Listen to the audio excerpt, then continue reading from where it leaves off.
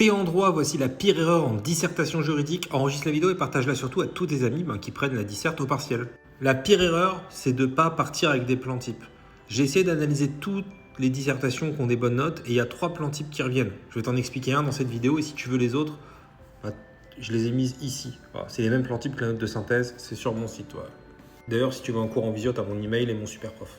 Donc écoute bien cette vidéo, c'est pas pour rien qu'on m'appelle le magicien, le gars qui arrive à transformer des 2 en 18. Ce plan que je vais te donner, il marche trop bien. Donc le plan, c'est notion mise en œuvre limitée, mais je vais te l'expliquer en détail avec le A et B, ok? Donc si on te donne une notion, ça marche surtout si on te donne une notion, c'est-à-dire un titre de dissert qui est assez court, tu vois, genre la vulnérabilité, qui est une notion juridique. Si on te donne ça, tu vas faire le grand 1 sur la notion en elle-même, la vulnérabilité. En 1A, tu vas expliquer ce qu'elle a de particulier. Par exemple, une notion polysémique. Tu expliques ce qu'elle a de particulier, cette notion, tu vas la présenter. Ensuite, en 2, tu vas présenter comment elle est mise en œuvre. C'est-à-dire, comment concrètement est-ce qu'on protège les personnes qui sont vulnérables. Mais tu vois qu'il y a une étape entre la présentation de la notion et la protection des personnes vulnérables. C'est identifier leur vulnérabilité. Donc l'identification, tu vas la mettre en B. 1B. L'évaluation pratique de l'état de vulnérabilité. Donc tu as notion évaluation, notion identification, notion caractérisation.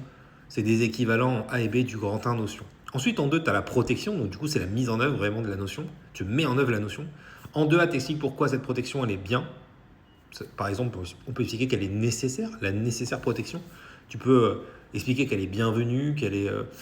ça peut être un autre adjectif positif. Et en 2B, tu expliques qu'elle est plutôt négative. Tu viens nuancer. Protection circonstanciée, mais tu vois, on parle de limite à l'intérieur de la partie.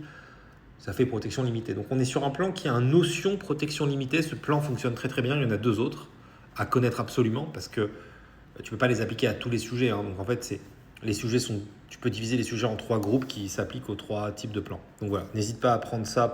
Je t'explique vraiment les 3 types de plans. Voilà, fais un screen.